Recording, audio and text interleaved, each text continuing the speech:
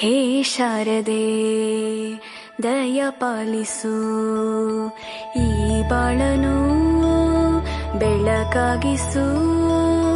ಹೇ ಶಾರದೆ ದಯ ಪಾಲಿಸು, ಈ ಬಾಳನು ಬೆಳಕಾಗಿಸು. ನಾಳೆಗಳ ದಾರಿಯಲೇ ನಂಬಿಕೆಯ ನೆಲೆಯಾಗಿರಿಸು, ಮುನ್ನಡೆಸು. ಕೈ ಹಿಡಿದು ನಾವಾಡೋ ಪದ ಪದದಲ್ಲೂ ಸಂಚರಿಸು.